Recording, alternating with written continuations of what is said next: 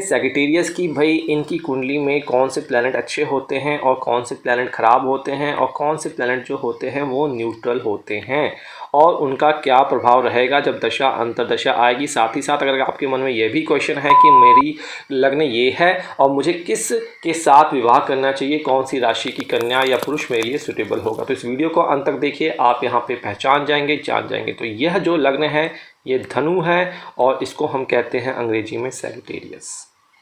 तो आपको मैंने अब से 1 से लेकर 8 तक वीडियो बनाकर प्लेलिस्ट में डाल दी गई है, आप वहाँ से चेक कर सकते। सारी हिंदी में है, इंग्लिश का जल्द से जल्द वर्जन दे दिया जाएगा।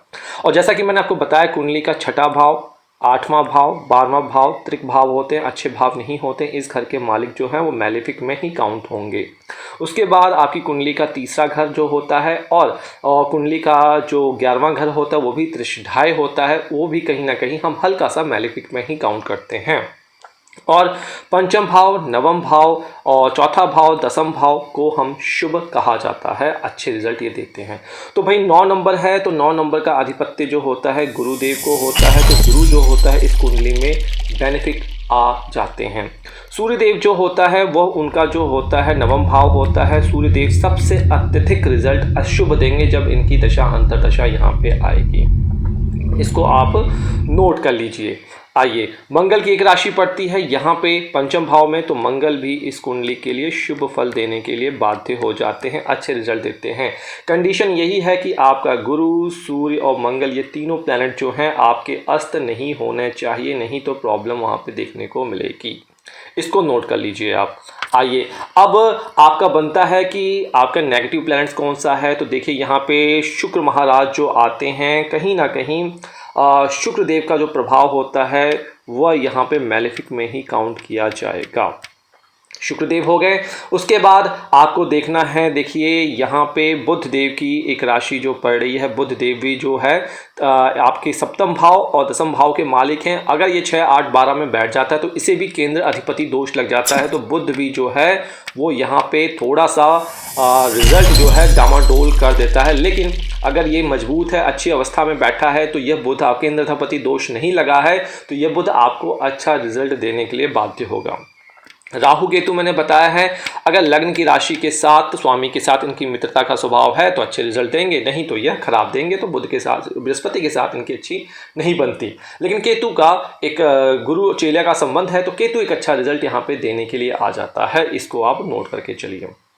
अब इस चार्ट में, इस कुंडली में जो न्यूट्रल रिजल्ट होता है वो चंद्रमा का आ जाता है। चंद्रमा का जो स्थान होता है वह यहाँ पे है 8म भाव। तो 8म भाव का जो चंद्रमा होता है आदमी को अच्छी गहन विद्या, गहन शिक्षा देता है, और यहाँ पे चंद्रमा जो है वो अच्छा रिजल्ट देने के लिए बाध्य हो जाता है। तो मरकरी हो गया, वीनस हो गया, और अब शनि देव की बात कर लें तो शनि देव भी इस कुंडली में एक तरीके से नेगेटिव इफेक्ट ही दिखाते हैं, क्योंकि शनि देव की मूल त्रिकोण राशि जो है वो 3रे घर पे पड़ जाती है।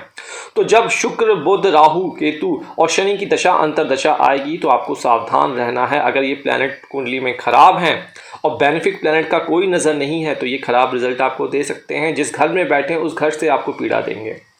तो गुरु, सूर्य, मंगल चार्ट में आपके अच्छे होने चाहिए, वृद्ध नहीं होने चाहिए, नीच के नहीं होने चाहिए। अगर ये किसी कंडीशन में ख़राब हैं तो आप इनके स्टोन को पहनिए। इनके जो तरीके हैं, उपाय हैं, वो हमारी ऐप वेबसाइट में दिया हुआ है, वहाँ से अप्लाई कर सकते हैं। और जो मैलेफिक प्लैनेट्स हैं इनके लिए आप बीज मंत्र का प्रयोग कीजिए। बीज मंत्र का प्रयोग करेंगे, कितनी बार करना है, कब करना है, ये भी हमने अपनी वेबसाइट में दिया हुआ है, ऐप में दिया हुआ है, वहाँ से आप प्राप्त कर सकते हैं।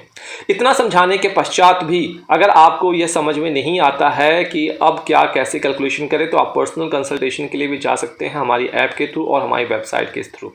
साथ ही साथ फ्री ऑफ कॉस्ट सर्विसेज भी आपको दी जा रही है। इसके लिए आप इंस्टाग्राम के थ्रू आप अपने चार्ट शेयर कर सकते हैं, अपनी विंशोत्तरी दशा पूरी की पूरी, और अपना एक कोड जो कि आपको हमारी ऐप और वेबसाइट से मिलेगा उसको शेयर कीजिए, तो आपको फ्री में रिप्लाई दे दिया जाएगा। लेकिन 60 दिन का आप एक डेडलॉक पीरियड है हर एक आंसर के लिए, इसलिए हड़बड़ी आपको नहीं करनी है।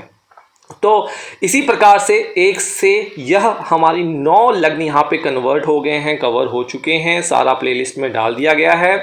और यहाँ से ही आप बता सकते हैं कि आपको किसके साथ शादी करनी चाहिए, किसके साथ शादी नहीं करनी चाहिए, कॉम्पिटिबिलिटी, किसके साथ दोस्ती करनी है। एक कॉम्पिटिबिलिटी का भी एक आप जनरलाइज्ड आइडिया यहाँ से ले सकते हैं। तो ये था सिंपल तरीका। आशा करता हूँ आपको वीडियो पसंद आई होगी। तो चैनल को सब्सक्राइब कीजिए, मित्रों रिश्तेदारों को भी सब्सक्राइब करवाइए और डिसेंसी बना के रखिए। नमस्कार।